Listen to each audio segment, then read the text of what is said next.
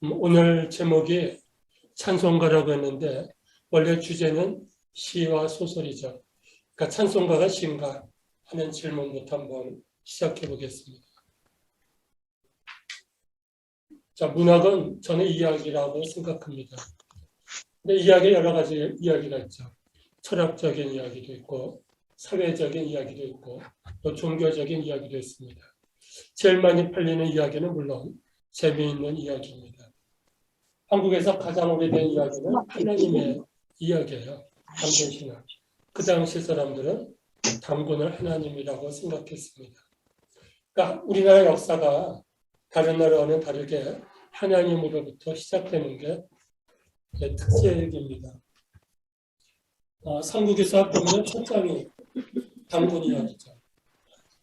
제가 오늘 여기 이렇게 샘플 들었는데 중국 사람이 한국 사람 역사를 쓰면서 재미있는 공통점을 봤어요.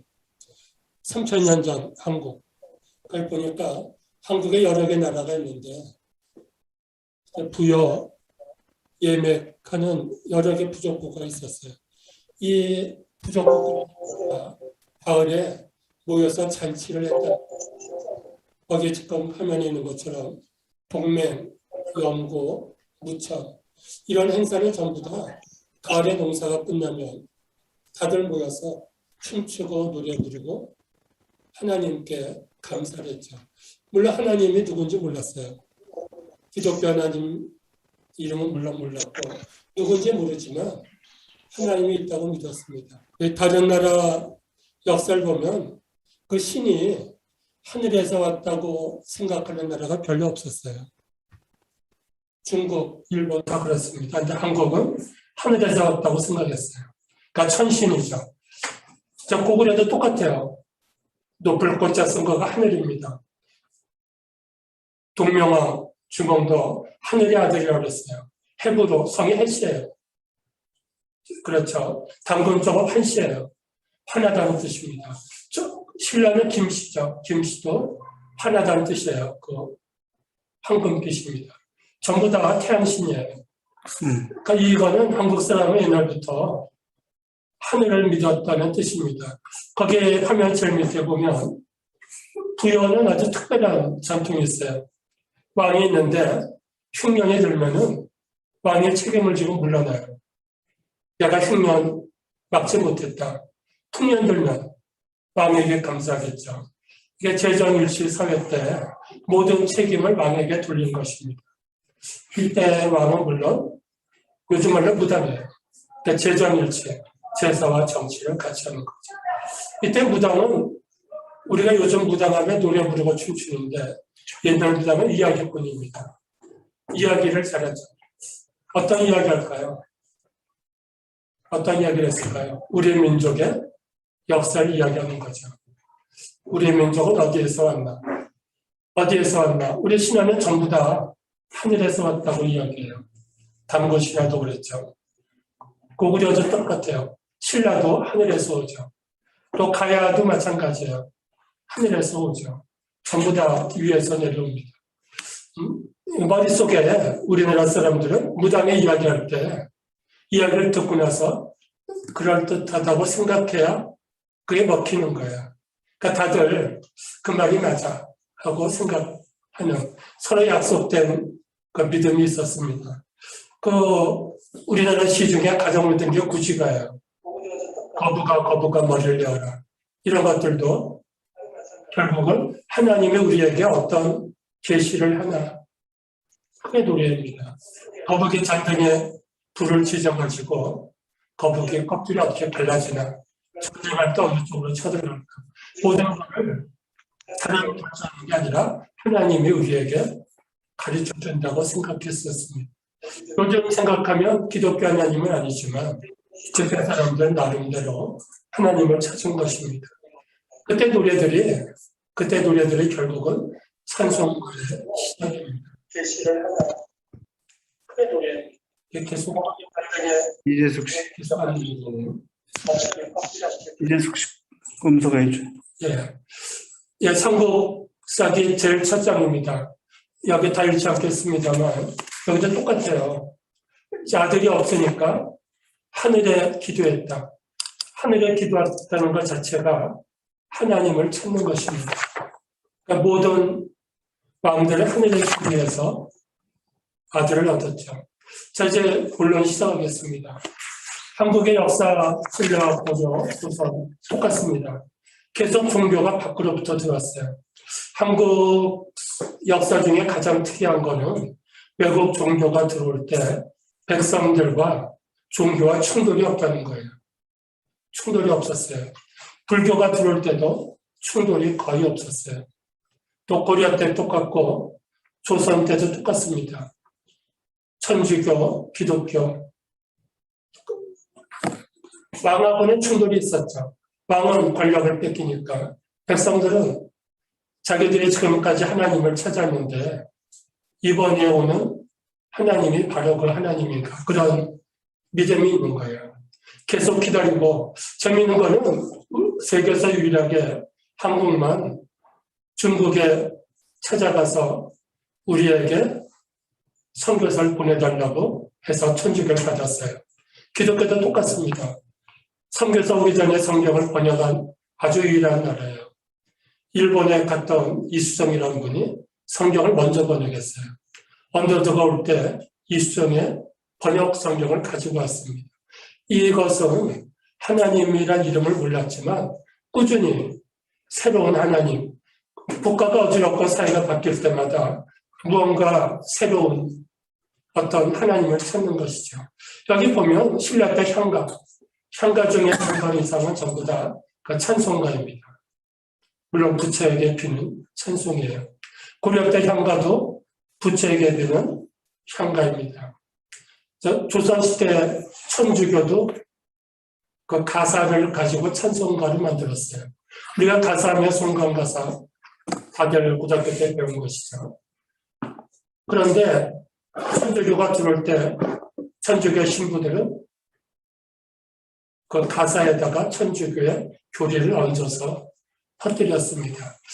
그러면 기독교도 똑같아요. 20세기 초에 기독교인들도 사사주의 가사에다가 선교사에게 배운 성경을 가사로 풀었습니다.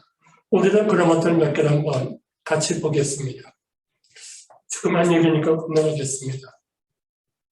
여기 분황사에 가서 기도했던 희명이라는 어떤 여성 이야기를 잠깐 보겠습니다.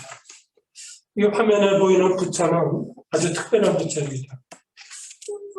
여러분들이 보신 부처와 어떤 점이 다른가요? 화면에 보이는 부처. 어떤 점이 다르죠?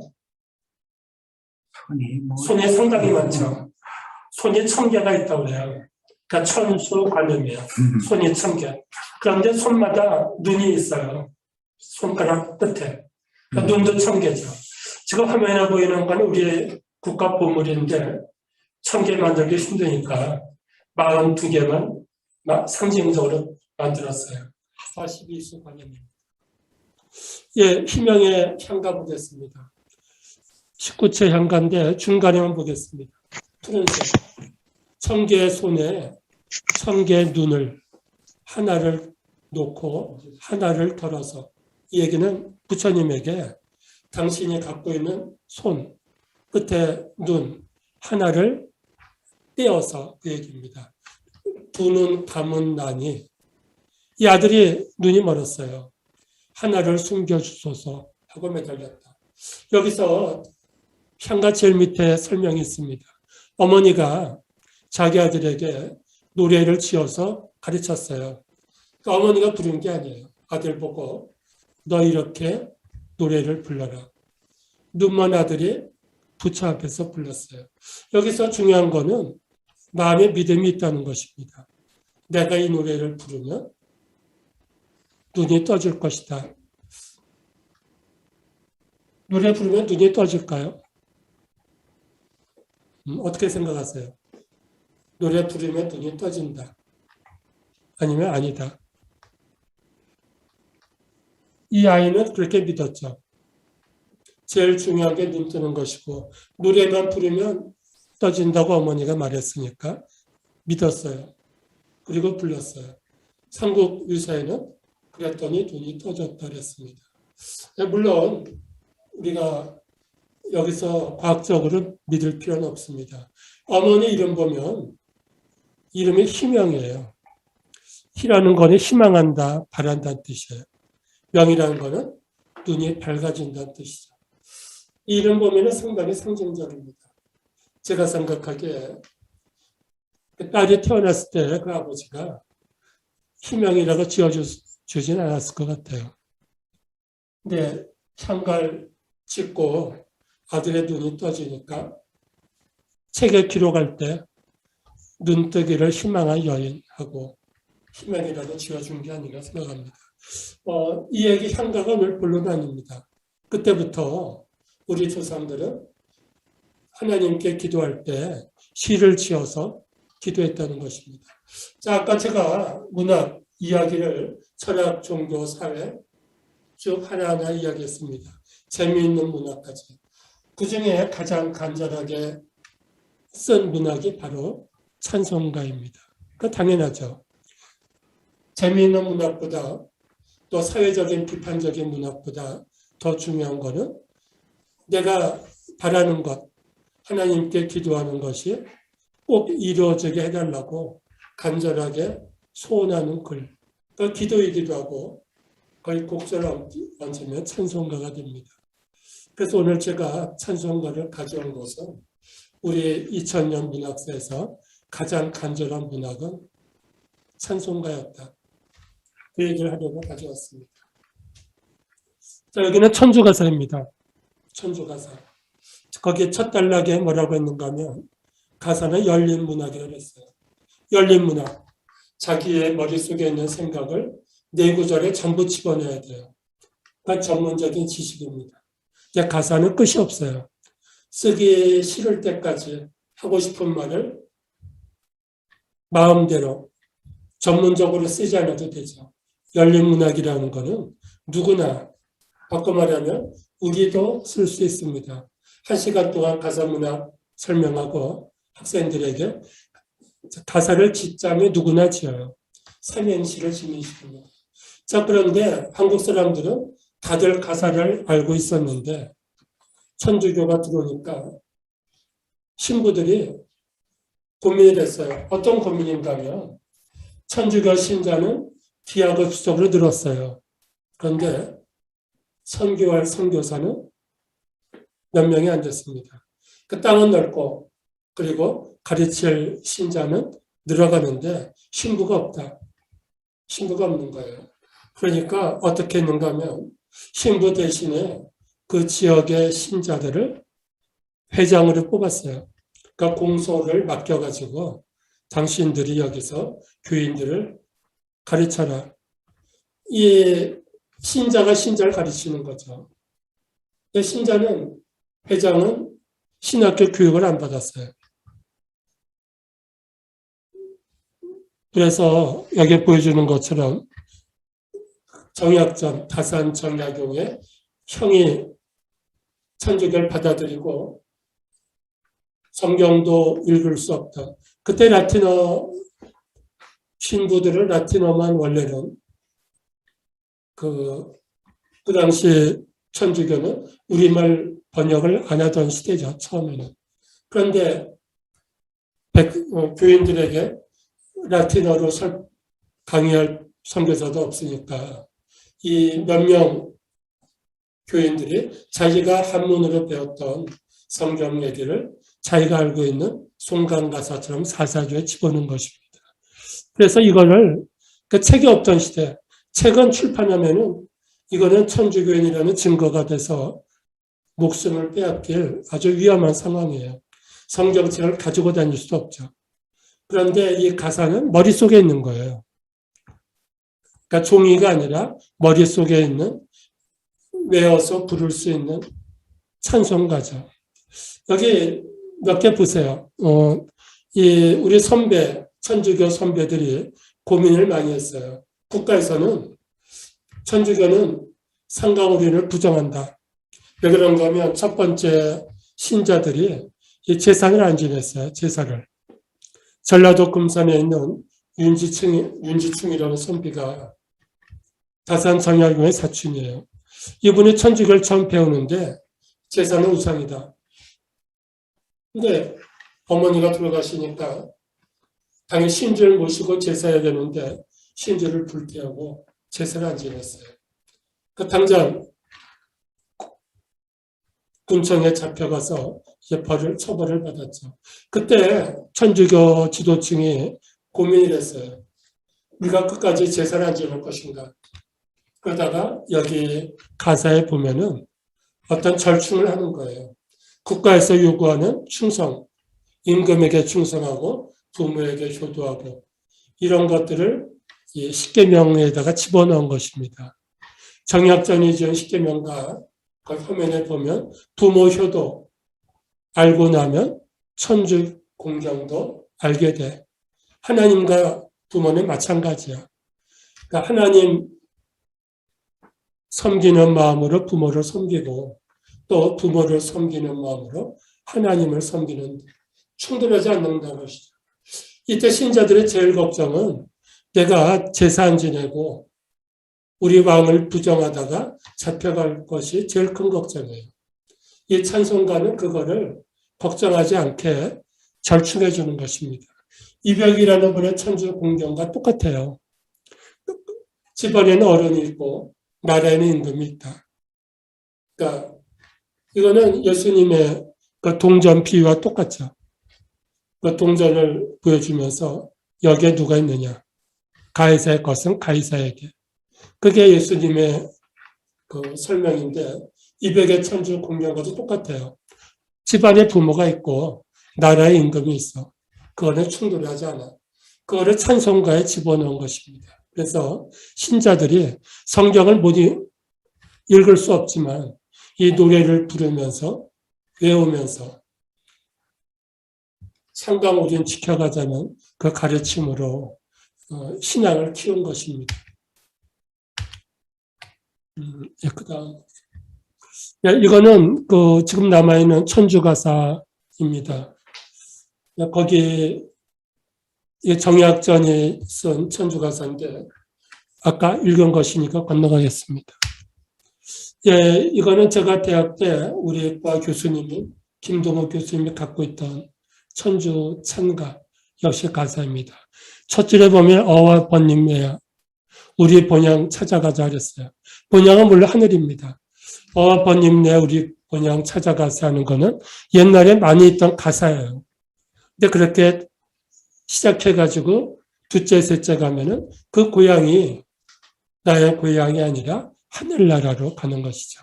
그러니까 자기도 모르게 노래 부르다가 하늘나라 가려는 신앙을 믿게 하는 것이 천주가사입니다. 예, 이것도 사양가, 역시 고향 생각하는 노래죠. 어와 번님네야, 우리 낙토 찾아가자. 낙토는 천당이죠. 이런 식의 붓으로 옮겨 쓴 수많은 천주 가사는 우리 전통 문학, 한국의 고전 문학과 서양에서 들어온 천주교가 충돌하지 않는다는 그런 믿음을 우리 신자들에게 주었던 찬송가입니다. 그래서 이거는 여기에 곡조가 없어요. 천주교의 그 찬송가 곡조가 아니라 한국의 사사조, 흥얼흥얼 읊어나가면서 외우는 것입니다. 그래서 듣다 보면은 이게 찬송가인지 또 연불인지 알 수 없게, 그래서 하나도 거부감이 없게 불렀던 찬송가가 첫 번째 천주가사라고 볼 수 있죠. 선종가, 세상 떠났던 교인들을 마지막 의사 때 불렀던 찬송가들도 보초는 넓은 하늘이에요. 보초나에 많은 사람 100년 전에 모두 죽어. 그러니까 이렇게 죽는 거는 슬픈 일이 아니야. 모두 죽는데 우리는 이제 하늘나라 갈 테니까 두려울 것이 없다. 마지막 미사 때까지 모두 다 천주가사로 불렀던 그 자료들이 남아 있습니다. 더 건너가겠습니다. 제일 밑에 보겠습니다. 그 파란색 글자만 보죠. 박해로, 천주교 박해로 교회 제도가 무너졌어요. 모든 천주교 체계 빼앗기고 가르칠 수가 없게 된 상황에서 천주교 지도자들의 지식은 머릿속에 있는 것뿐이었습니다. 그래서 구전, 입으로 전하는 것뿐이죠. 또 그 다음에는 음영, 소리 내어서 읊어주고 그걸 듣고서 외우고 우리가 한일천 따지하는 그 천자문을 외우는 것처럼 한국 사람들을 외우는 것은 천재입니다. 여담인데 19세기 미국에 유학 갔던 우리의 조상들이 있어요. 이분들이 영어책을 전부 외웠어요. 유길준 같은 분들이 대표적입니다. 유길준이라는 분이 미국 갔는데 제가 그 미국 학교를 찾아갔어요. 그분이 미국 가자마자 영어 편지를 썼어요. 깜짝 놀랐습니다. 우리는 영어 편지 쓰려면 중학교, 고등학교, 대학교 영어를 배우고도 영어 편지를 못 썼죠, 전에는. 근데 이분들은 몇 달 만에 썼어요. 그래서 추적해 보니까 서당에서 천자문 외우던 식으로 영문법 책을 외운 거예요. 외우는 거는 천재입니다. 논어맹자 다 외우던 그것이 우리나라 교육입니다. 당연히 천주가사 몇십 종 정도는 외워서 전도를 했죠.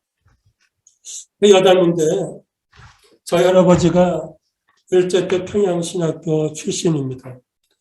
19세기에 태어나셔서 한국 첫 번째 교회인 소래교회에 가서 이제 공부하셨어요. 이 1973년에 제가 대학교 3학년 때인데 제가 대학교 1학년 때 이분이 82세가 된 은퇴를 몇 번 하신 목사님인데 저희 동네 와서 마지막 개척교회를 하셨어요. 82세 때인데. 근데 나중에 설교 노트를 보니까 85세 때 설교 노트 구석에 원고를 다 쓰고 밑에다가 7호조의 가사를 썼어요. 빨간 글씨입니다. 밤이나 낮이나 눈물 머금고 내 주님 모시기만 고대합니다. 가실 때 다시 오마 하시던 주님 언제나 어느 때나 오시렵니까? 이분이 설교할 때 이제 묵상을 하고 그리고 마음속에 느낌을 찬송가로 쓴 것입니다. 그러니까 이분들은 그때 우리의 초대교회 교인들은 사사주의 가사, 7호조의 이 가사투가 아주 익숙한 거예요. 익숙해서 그 대신에 서양 선교사들이 풍금치면서 가르쳤던 찬송가의 곡조는 알지 못했죠. 그러니까 신앙의 간증을 시도 때도 없이 여기저기다가 시를 쓰셨어요. 제가 생각하기에 이분들이 썼던 그 시는 우리나라 문학 중에 가장 간절하게 썼던 자기 신앙 고백이 아닌가 생각합니다. 어떤 시보다도 간절한 그 시가 찬송가의 가사투고 그 찬송가 가사투는 그 곡조가 없이도 그래서 설교하시다가도 저 7호조의 가사를 옛날 투로 읊어주셨던 기억이 납니다. 이분은 그렇게 생각하는 거예요. 둘째 2절에 먼 하늘 이상한 구름만 떠도 우리가 구름을 보면 구름이 떴다 하는데 할아버지는 구름 보고도 행여나 내 주님이 오시는가에 옛날 그림 보면 예수님은 구름 타고 승천했다고 그렸어요. 그러니까 구름 보면 이분이 어릴 때 8살 때 처음 언더도 만나가지고 믿기 시작했는데 그때 그렇게 들었다고 그래요. 예수님이 다시 오실 것이다. 그러니까 80년 동안 계속 기다린 거죠. 이상한 구름만 떠도 행여나 우리 주님 오시는 거예요. 머리 들고 하늘만 바라보니 내 주여 언제나 오시렵니까? 그 신앙간증을 7호조로 썼던 시, 설교 노트 보면 여기저기 시를 쓰셨습니다. 그래서 저는 우리나라 문학 중에 가장 간절하게 쓴 시가 찬송가다 생각합니다. 여기 천자문 미도를 썼습니다. 하늘천 따지 가마솥에 누룽지. 제가 어릴 때 많이 들었던 저것도 민요예요. 딸딸 긋어서 배꼽다리 한 그릇. 저거 하늘천 따지 노래인데 그 계일 선교사가 한국에 처음 오니까 재미있는 걸 봤어요. 한국 사람들은 한문을 모르는데 천자문 노래는 안다는 거예요. 한문은 양반만 배웠어요. 그리고 일본 남자들만 천자문 배우고 그 다음에는 양반들은 공부를 더 했어요. 사서삼경 뭐 계속 공부했는데 보통 사람들은 천자문 배우고 끝났죠. 근데 누구나 천자문 노래를 불러요. 이분이 생각했어요. 하나님의 성경 말씀을 천자문으로 바꿨으면 좋겠다. 그래서 사람들이 성경은 못 외워도 천자문 성경을 외우게 하면 좋겠다고 생각했습니다. 그래서 이분이 두 가지 책을 썼습니다. 지금 보여드리는 것은 성경을 판소리처럼 쓴 거예요. 판소리는 노래죠. 그 판소리 들어보니까 판소리가 재밌어요. 일단 한국 사람은 누구나 좋아하죠. 그래서 판소리 2는 사사조예요. 더 중요한 거는 그 제가 지금 강의하는 종로가에 계열선교사 그 연동교회가 있는데 연동교회 장로 중에 광대 임공진이라는 광대가 있었어요. 나중에 장로가 됐죠. 그분이 양산독가락으로 그 추수감사절 찬송가 하늘에 나는 새를 보라 그걸 이제 양산독가락으로 편곡해서 불렀던 적이 있습니다. 이분이 그 판소리에다 성경을 얹어보자 생각했어요. 여기 영어 제목이 있는데 영어 제목 보면은 가스펠이라고 썼어요. 제목을 가스펠. 그 성경인데 그 다음에는 노래로 부르는 가스펠. 그 영어 제목입니다. 연경 좌담이라는 좌담은 판소리예요. 좌람과 안지를 쥐었다. 우리가 판소리 할 때 이게 판소리가 좌담이죠. 소리는 담입니다. 연경은 성경을 공연한다는 뜻이에요. 그러니까 광대가 심청전, 풍부전 공연하는 식으로 성경을 한번 판소리로 불러보자. 오늘 아까 쉬는 시간에 이 목사님하고 저하고 이제 연세대학교 채플 얘기하면서 우리 대학 때는 공연도 많이 했고 박동진 명창이 판소리도 했어요. 성경, 예수님의 일생을 했죠. 그 시작은 계열선교사예요. 성경을 판소리로 한다. 여기 목차 보면 마태복음 1장부터 거기 족보가부터 전부 다 가나 혼인가 니고데몬가 거기 제목들이 전부 다 성경의 제목이면서 판소리의 제목입니다. 자, 그 다음에 첫 번째 성보가 거룩할 성체 보는 족보예요. 우리 마태복음 1장 1절 예수님의 세계라. 세계는 번역을 좀 어렵게 했어요. 예수님의 족보란 뜻입니다. 그래서 계일이 성보, 예수님의 족보. 두 번째 판소리는 성탄가, 예수님의 탄생. 그래서 성경 마태복음부터 한 장 한 장을 판소리로 바꿨습니다. 그 가사가 사사도로 전부 썼어요. 1970년 전 유대국 백내향은 베들레헴이죠. 그래서 사사도로 해가지고 판소리를 불러도 되고 판소리를 듣지 못해도 독자들이 읽으면서 사사도로 흥얼흥얼해도 성경이 쉽게 들어오게 한 것입니다. 그 계일이 한국 교인들은 악보를 불 줄 몰라. 그러니까 찬송가에 악보를 넣을 필요가 없다고 본 것입니다. 여담인데 기독교서에서 1930년대 이제 통일 찬송가가 처음 나왔어요. 그 전에 찬송가가 많이 찍었는데 통계를 보니까 첫 번째 찬송가는 곡조가 있었어요. 근데 아무도 곡조를 안 봤어요. 그래서 30년 동안 찬송가를 한 80만 부 찍었는데 10분의 1만 곡조가 있어요.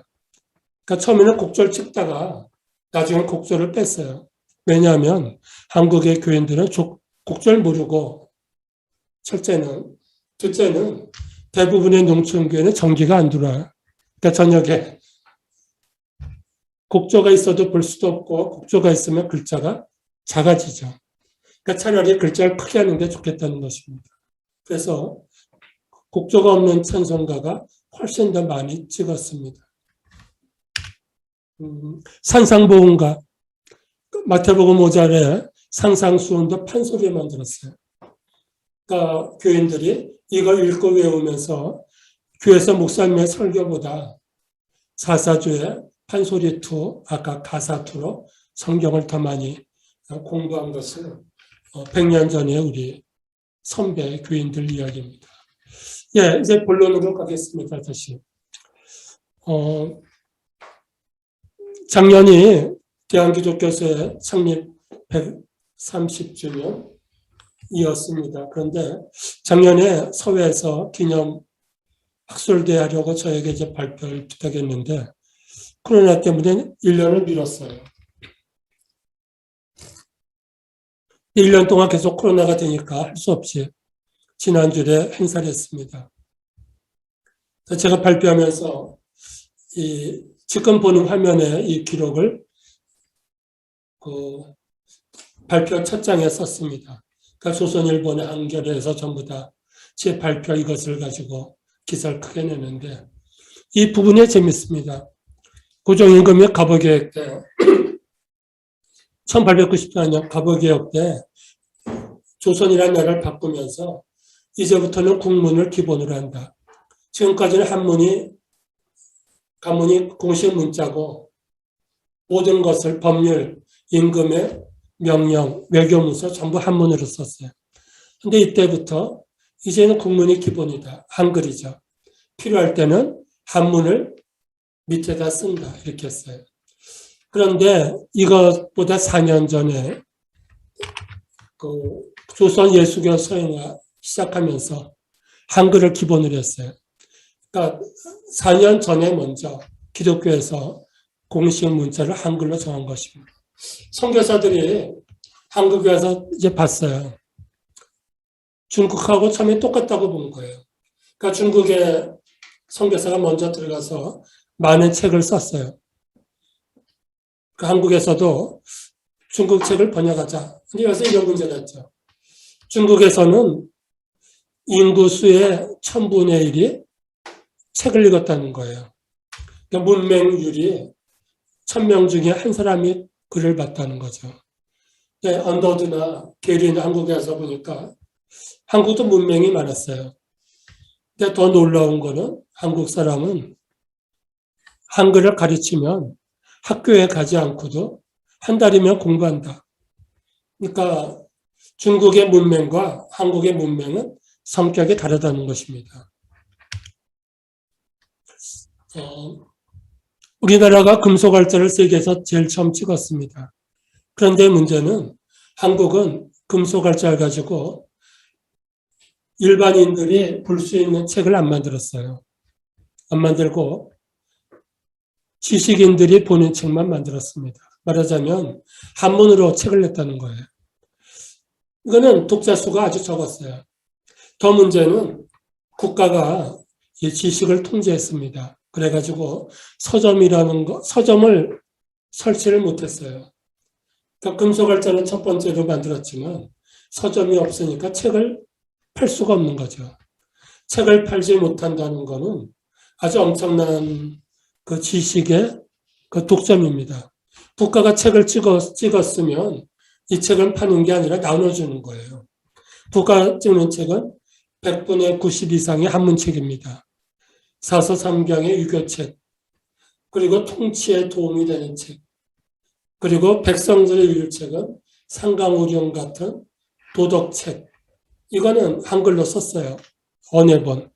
이거는 일반 백성들이 읽어야 되니까 한글로 써서 임금을 섬겨라, 남편을 섬겨라, 아버지를 섬겨라. 이런 거는 일반인들이 보기에 한글로 썼죠. 근데 서점이 아니라 나눠주는 책입니다. 사찰에서 찍은 거는 불경이죠. 민간인들이 찍었던 책은 족보, 그런 문집이에요. 한문으로서 문집. 그 한글 책은 거의 없었어요. 이 얘기는 판매가 안 되니까 서양에는 금속알짜 우리보다 늦게 만들었지만 그것으로 성경을 독일어로 번역해서 팔았어요. 일반인들에게. 팔면 독자들은 성경을 볼 수 있고 기독교가 널리 퍼지고 또 하나 출판사는 돈을 벌여서 더 아름다운 예쁜 성경책을 만들었어요. 점점 출판이 발달하고 성경도 많이 팔렸는데 한국은 이 재투자가 없는 거예요. 서점이 없으니까. 그래서 19세기까지도 서점이 없는 상태에서 선교사들이 들어보니까 어떤 문제점 또는 요즘 말로 하면 어떤 빈틈, 사각지대를 발견한 것입니다. 이건 게일 선교사가 전환기의 조선이라는 책에서 5장에서 쓴 글입니다. 여기 재미있는 기록이에요. 선교 사업을 성공시키는데 두 번째 요인, 우리가 한국에 와서 몇 년 안 됐는데 성공했다. 그 이유는 여기 기독교와 대항할 만한 어떤 조직, 세력이 없다는 것입니다. 다른 나라 가면 불교하고 충돌해, 유교하고 충돌해, 또는 왕권하고 충돌해. 그런데 계획이 왔을 때는 그 정도 선교를 허락했고 어떤 종교하고도 충돌이 없었어요. 그러니까 독점적인 영역을 제공했다는 것입니다. 이 얘기는 바꿔 말하면 우리만 잘하면 얼마든지 선교할 수 있다는 것입니다. 또 하나, 두 번째 단락입니다. 아직까지 언론, 문필, 기독교를 반대하는 어떤 조직이 없다는 거예요. 그러니까 신문에서 기독교를 반대하는 그런 조직도 없고 또는 천주교 때는 그렇지 않죠. 천주교 때는 천주교를 비판하는 사대부들이 많았는데 개신교 시작할 때는 그런 조직이 없었어요. 마지막 단락입니다. 정치적인 변화. 엄청나게 조선이 정치적으로 바뀌었어요. 갑오개혁 뒤에 세상은 빨리 바뀌었는데 중요한 거는 일반인들은 책을 보기 좋아한다는 것입니다. 책을 보기 좋아하는 성격은 안 바뀌어. 그런데 그 책은 이제 백성들은 지금까지의 사서삼경 책은 안 보기로 했는데 무엇을 보아야 될지는 아직까지 새로운 책, 새로운 세력이 확실하게 드러나지 않아. 그런데 기독교 책을 그들에게 주면 엄청나게 빨리 팔리고 기독교가 선교될 것이라고 생각을 한 것입니다. 그 첫 단락에 제가 기독교에다가 가로 속에 예수교의 서예라고 집어넣은 것은 제가 이제 쉽게 설명한 것입니다. 거꾸로 기독교 서적을 찍어서 팔면 아무도 금지하는 사람도 없고 백성들은 무언가 읽고 싶은데 한글로 쓴 책이 없으니까 기독교가 좋아서가 아니라 읽고 싶어서 산다는 거예요. 뭔지 모르지만 저도 그런 습관이 있는데 학생 때 언제까지 몇십 년 동안은 밥 먹을 때도 밥 먹는 시간이 아까워서 책을 봤어요. 근데 그 책은 공부하는 책이 아니라 어떤 책이든지 있으면 봤어요. 신문이건 필요 없는 책이건. 그러니까 늘 책을 보는 습관이 있는 거죠. 이 선교사들이 보니까 한국 사람들은 무언가 책을 보고 싶다. 그런데 사람들이 한문은 몰라. 그리고 한글로 쓴 어떤 종교적인 진리를 가르치는 책은 아직까지 한국에 없어. 이 사각지대를 우리가 기독교의 진리를 한글로 써서 성경이건 찬송가건 백성들에게 주면 엄청난 속도를 얻을 것이라고 본 것입니다. 그래서 이분들이 한국에 오자마자 5년 만에 기독교 서예를 조직하는 것입니다. 그러니까 그거는 성공할 수 있다. 문서 선교가. 바꿔 말하면 찬송가 판매가 성공할 수 있다는 것입니다. 거기 다음 첫 줄입니다. 여자들조차도 외국에서 여자를 안 비웠어요. 미국도 이때는 문명이 엄청나게 많았습니다. 여자들은 외국에서 학교에 안 갔고 20세기 초까지도 민주주의가 돼도 여자들에게 투표권을 주지 않은 나라가 상당히 많습니다. 영국이나 미국도 엄청나게 늦게까지 투표권을 안 줬죠. 그런데 이분들이 보니까 한국의 한글은 학교 갈 필요가 없다는 거예요. 집에서도 배운다.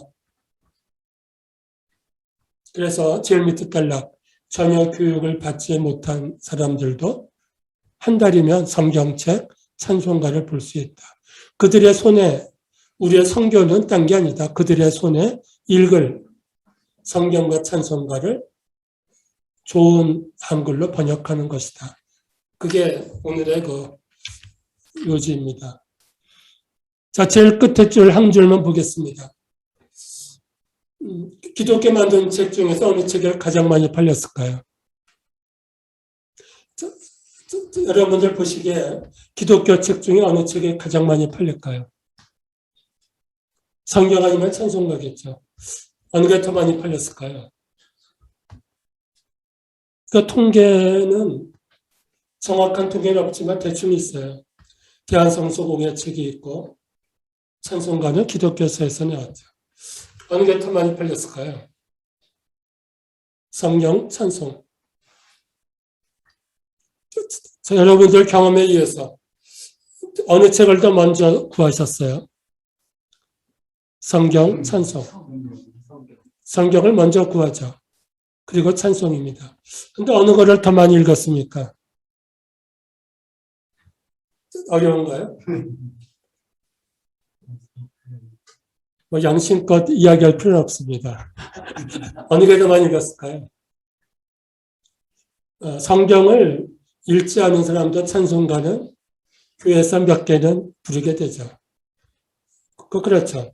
집에서 한 번도 안 부르고 성경도 안 본다고 쳐도 예배 시간에 몇 곡 전은 같이 불러요. 예배 시간 전에도 부르고. 요즘은 교회마다 들어갈 때 성경 찬송가를 주죠. 그건 집에서 안 부를 테니까 이제 주는 거죠. 자, 그런데 성경은 못 외워도 찬송가를 외워요. 찬송가 몇 개는 외우죠. 그러니까 교회에서 찬송가가 없더라도 이제 부르면 따라서 부를 정도로는 외우죠. 그러니까 우리 머릿속에 성경보다는 찬송가가 훨씬 더 많이 있습니다.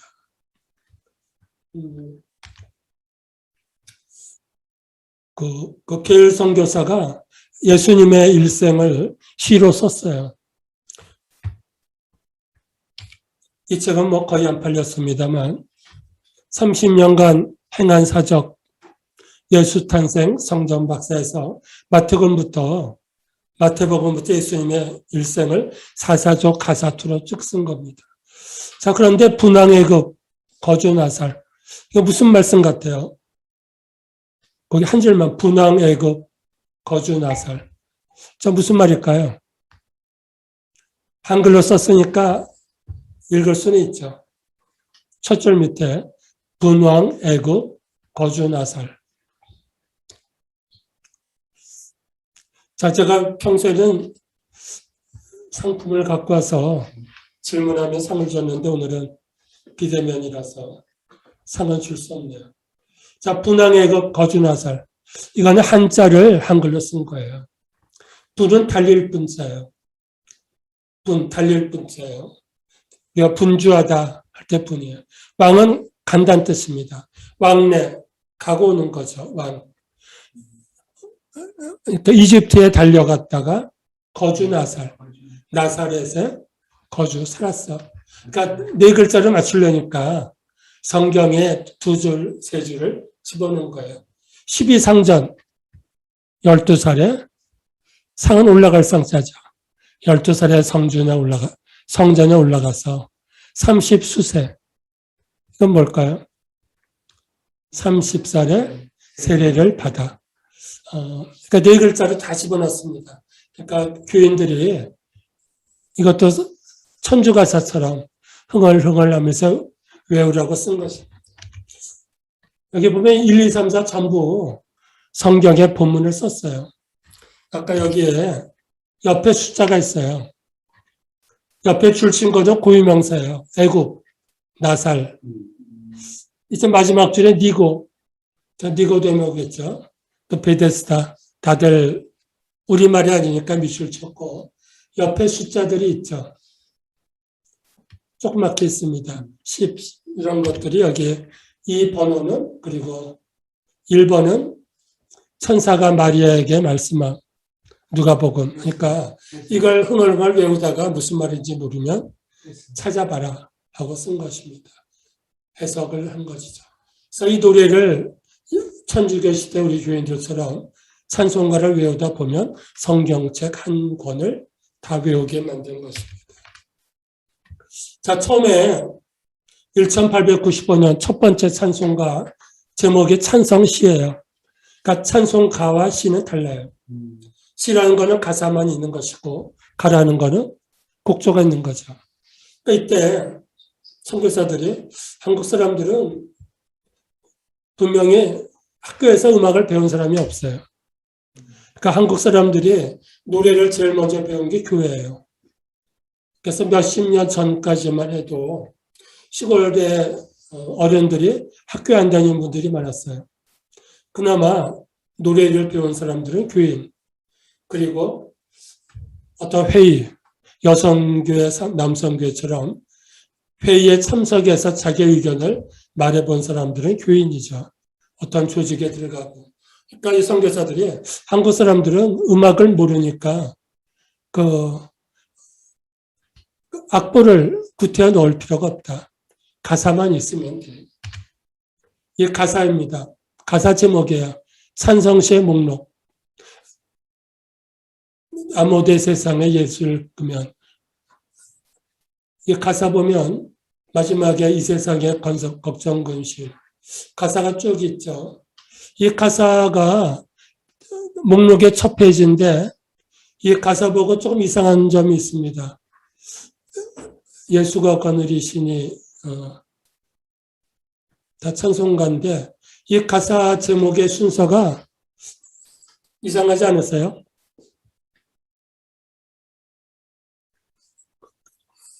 자연스러운가요? 가사 제목 어떠세요? 이상하다. 뭐 자연스럽다. 순서가. 이게 가나다 순이 아니죠. ABC 순이에요. 그러니까 알파벳 순입니다. 선교사들이 보기 좋게 만든 거예요. 밑에 페이지는 1, 2, 3, 4 페이지도 아니고 알파벳 순입니다. 그리고 1페이지에는 거룩 지금도 연합해 있는 것입니다. 여기 2절 보면 이렇게 되어 있습니다. 거룩하다. 지금은 가사가 바뀌었죠. 1절 둘째 줄에 이른 아침에 노래를 높이 들려보세요. 지금 가사는 이른 아침. 그 가사가 계속 꾸준히 바뀌었습니다만 순서는 똑같습니다. 4절에는 거룩하다. 전능하신 상제. 하나님을 그때 상제, 천주교용어로 쓴 것입니다만, 이때 가사는 없고, 곡조는 없고, 제일 위에다 보면 그 곡조 이름만 알파벳으로 썼어요. 제일 위에 니케아 해가지고, 홀리 이거는 미국 찬송가의 가사 제목과 곡조 쓴 것입니다. 그러니까 선교사들은 저거를 보고, 교인들은 그냥 가사만 쓰면 선교사들이 앞장서서 부르면 따라하는 거예요. 그러니까 제가 우리 할아버지가 목회하실 때 농촌에 갔는데 중학교 때 그때 깜짝 놀랐습니다. 그 저녁에 예배 시간 갔는데 찬송가는 곡조가 없어요. 가사만 있어요. 그리고 피아노도 없고 찬송가를 세 편을 불렀는데 세 편의 찬송가 곡조가 똑같아요. 분명히 그게 아닌데 교인들은 무슨 찬송가를 부르자고 해도 사사조의 가사대로 똑같이 불렀습니다. 그 백령도라고 하는 우리나라 첫 번째 교회, 저의 고향이 언더드가 세웠던 120년 넘은 옛날 교회인데 그 교인들이 100년 전의 전통 그대로 무슨 찬송가를 불러도 사사도로 흥얼흥얼 거렸습니다. 그때는 제가 60년대 갔을 때 이때는 더 했죠. 이때는 더 했습니다. 대부분의 농촌교회가 전기도 없고 그냥 사사조 가사를 어떤 찬송가를 불러도 똑같이 부르니까 그럴 바에는 곡조 대신에 글자나 크게 찍자. 그래서 오늘 제목이 곡조 없는 찬송가. 결국은 교인들의 머릿속에는 가가 아니라 시라는 것입니다. 그러니까 찬송가는 문학과 음악이 합한 것인데 우리 선조 교인들은 언제까지는 음악은 거의 무시하고 문학으로만 찬송가를 받아들이는 게 현실입니다. 찬송가는 문학과 음악이 합해졌다. 제일 밑에 있습니다만 예수교서회, 기독교서회가 통일 찬송가 만든 게 1931년입니다. 그 전까지는 교단마다 찬송가를 만들었어요. 근데 그때 그 머릿말 보면 우리의 찬송가는 전통을 이어받았다. 언더드와 벤셀러가 각기 감리교, 장로교 만든 찬송가 전통을 이어받았다. 그 찬송가가 다들 들어왔어요. 그래서 겹치는 건 빼고 가사를 고치고 하면서 100년 동안 계속 가사를 바꾼 것입니다. 1905년 이때까지 계속 찬송시가 팔렸어요. 거기 표지 보면 8번째 출판. 해마다 찍는 거예요. 가장 많이 팔린 찬송입니다. 여기 보면 여전히 가사 순서는 아까 다른 찬송가인데 계속 똑같습니다. 예수가 거느리시니 아무데나 예수 나를 이끌면. 익숙한 찬송가로 가사는 바뀌었지만 목록은 여전히 선교사 위주로 알파벳 순입니다. 그런데 이제 조금씩 바뀐 게 곡조는 위에다 놓고 밑에는 가사 없는 찬송가를 이제 조금 절충한 것입니다. 자, 이제 선교사들이 고민했어요. 미국 찬송가를 가져왔는데 곡조와 가사가 전부 미국 거예요. 그러니까 처음에 선교사들이 번역했어요. 어떤 문제가 있는가 하면 한국 사람의 노래투와 미국의 노래투가 다른 거예요. 그러니까 미국 찬송가는 미국 사람 맞게, 그러니까 우리 찬송가 곡조 보면 사사조가 아닌 게 많아요. 그러니까 미국엔 사사조가 아니었는데 한국 사람들이 사사조를 좋아하니까 미국 찬송가 중에 한국 사람이 부르기 좋아하는 게 일단 많이 들어왔어요. 많이 들어왔지만 문제는 자기들이 익숙한 것도 들어야 되는데 가사가 곡조하고 어긋나는 거예요. 거기서 쉬어야 되는데 곡조는 쉬어야 되는데 가사는 안 끊어져요. 5글자가 돼야 되는데 한번 쉬었다가 들어가면 말이 끊어지죠. 이거를 선교사들이 잘 못했어요. 언더드의 찬송가 가사 보면 이제 거기 밑에 예를 들었습니다. 두 번째, 우리가 초등학교 때, 주일학교 때 제일 많이 부른 거죠. 예수 사랑하심은 거룩하신 말을 예수 사랑하심은 그 754343이에요. 근데 언더드 번역은 예수 나를 사랑하오 성경의 말씀일세. 이거는 부르기 바쁘죠. 특히 아이들이. 그러니까 각기 다른 찬송가예요. 그런데 나중에 합해서 한 권에 둘 중에 하나를 선택해야 되죠. 언더드게 탈락하는 거예요. 탈락하는 첫 번째 이유는 누가 한국 사람이 부르기 좋게 번역했나. 아까 이 목사님하고 여기 들어오기 전에 이야기했지만 선교사들이 한국에 온 분들이 대학교 출신들이 서로 달라요. 대학교 1학년 때부터 신학과를 간 분들하고 문과대학을 간 분들하고 생각이 다르고 글 쓰는 게 다르죠. 그러니까 문과대학 간 분들은 찬송가 가사 번역할 때 빨리 적응했어요.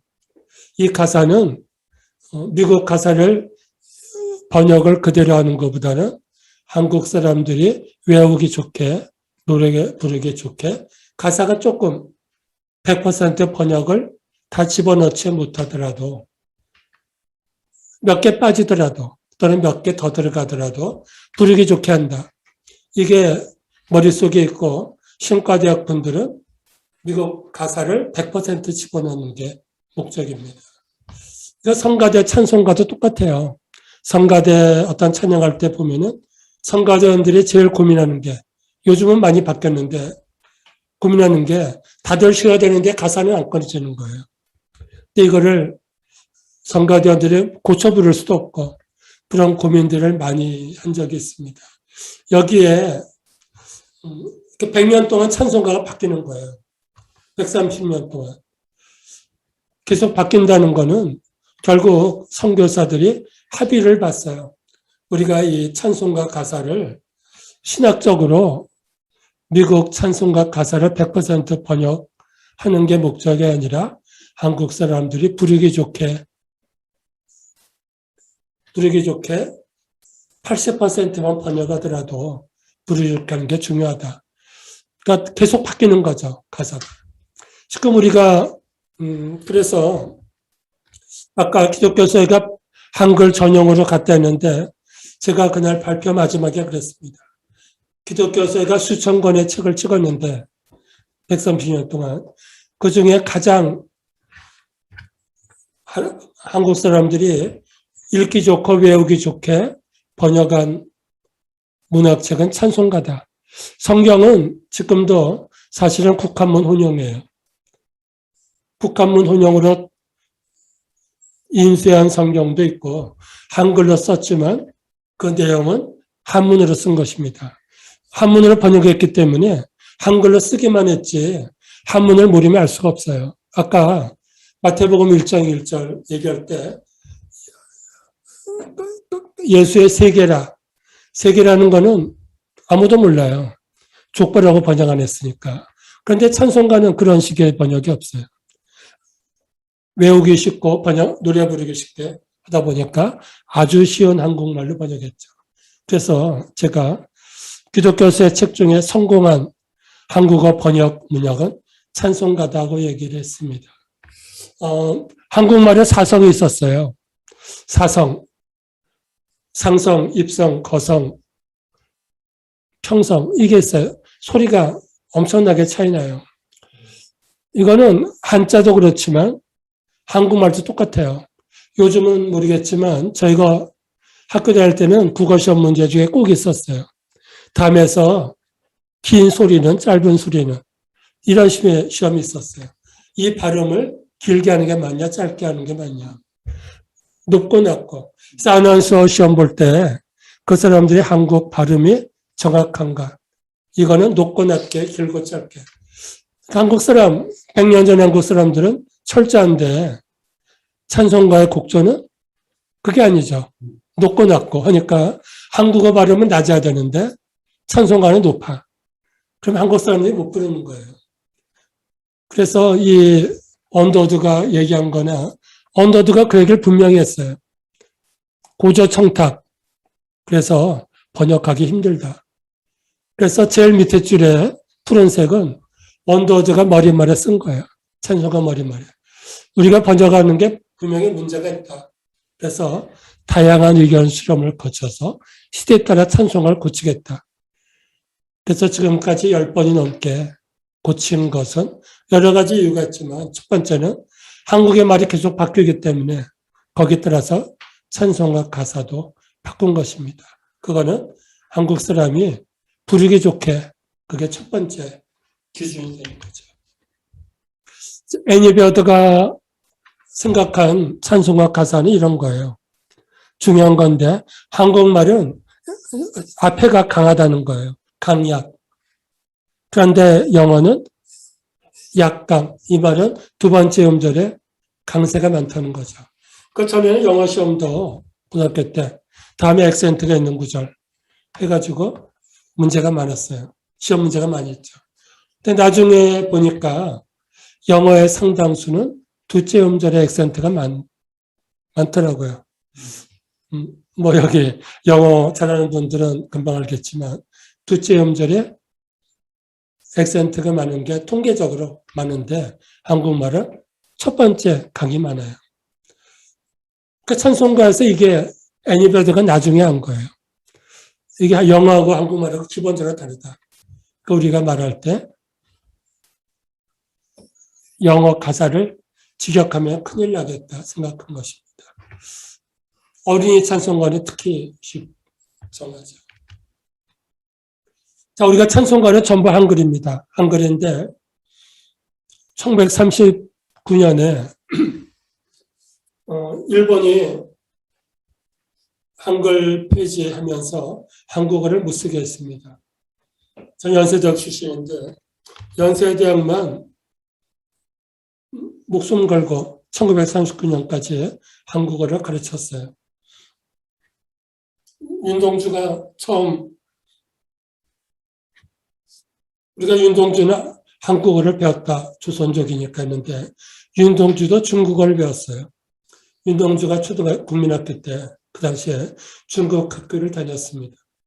그러니까 중국을 배운 거예요. 윤동주 시 중에 별 해는 밤이라는 시 보면은 거기에 두 번째 단락에 폐, 경옥 이런 이국 소녀들의 이름이 쭉 나와요. 그건 초등학교 6학년 때 중국 여학생들의 이름입니다. 그러니까 중국어를 잘했어요, 윤동주가. 한문을 배웠죠. 그러니까 우리가 머릿속에 윤동주의 한글 전용은 그렇지 않아요. 윤동주가 처음에 연대 왔다가 고향의 후배에게 편지를 보냈어요. 장덕순이라고 하는 우리 연희전문 선배인데 나중에 서울대학교 문과 교수가 됐죠. 이분이 용정 후배예요. 그분에게 여기 연희전문학교 오니까 무궁화 꽃도 있고 한국어로 가르치더라. 너도 연희전문학교라 그랬어요. 이 후배도 연희전문 와서 최연배 선생의 제자가 됐죠. 근데 그때가 마지막 한국어 세대예요. 그 다음에 최연배 선생도 해고되고 도서관 직원으로 가고 일본어를 할 수 없이 가르쳤죠. 여기서 제가 신문에서 본 것입니다. 1939년에 신문에서 이제는 찬송가도 국어로 독송하라는 거는 찬송가도 일본어로 불러라. 독송이에요. 독은 읽고 찬송가도 읽고 이 얘기는 현실적으로 대부분의 시골 교인들의 찬송가를 읽었다는 뜻이에요. 송은 외우는 거예요. 그러니까 부른다는 의미보다는 중얼중얼중얼. 근데 이제는 성수와 찬송가도 국어도 일본어죠. 일본어로 읽고 불러라. 그래서 첫 단락에 보면은 교회 이름, 청년교회, 내리교회, 송년교회, 화수교회, 화덕교회죠. 그 당시 인천에 제일 컸던 네 교회에서 전부 다 일본어로 찬송가 이제 교육을 시작하는 것입니다. 일본어를 어떻게 불렀는지 모르죠. 읽긴 했겠지만 일본어 번역이 빨리 안 됐으면 역시 일본어 가사와 찬송가가 상당히 이제 충돌을 했을 것입니다. 역시 같은 시대에 경상북도 안동인가요? 거기도 찬미가도 일본어로 가르치고 불러라. 그래서 기독교에서도 일본어 찬송가 강습회가 여기저기서 열립니다. 지금까지는 한국어로, 그러니까 학교에서는 일본어를 가르쳤는데 교회는 대부분의 교회가 한국어로 설교하고 성경을 읽고 찬송가를 불렀어요. 그러니까 마지막 보류였죠. 마지막 한국어의 보류였던 교회에서도 이제는 찬송가를 일본어로 부르는 시대. 그래서 제가 찬송시라는 오늘 곡조 없는 찬송시가 우리 기독교 문학에 가장 교인들이 가장 손에 들고 있었고 머릿속에 외웠던 문학이었는데 이제는 그것까지 빼앗긴 시대가 되었다는 게 마지막 단락입니다. 이거는 저희 교회에 들어가다가 우연히 어떤 날 펴보니까 지금도 가사만 쓴 성경이 찬송가가 많았어요. 그러니까 지금 교인들에서도 어떤 분들은 가사가 더 편한 거예요. 그 가사만 있는, 그리고 위에 거기 성경은 어느 거다. 그러니까 좋게 말하면 곡조는 다 외웠으니까 또 다른 교인들 따라하니까 그러니까 가사만 있어도 따라갈 수 있다. 이거는 바꿔 말하면 130년 된 우리 찬송가 문학은 그때나 지금이나 많은 분들이 음악보다는 문학으로 받아들이는 게 아닌가 하는 그런 제 생각이 있어서 우리 교회에 있었던 무곡조 찬송가를 가져와 봤습니다.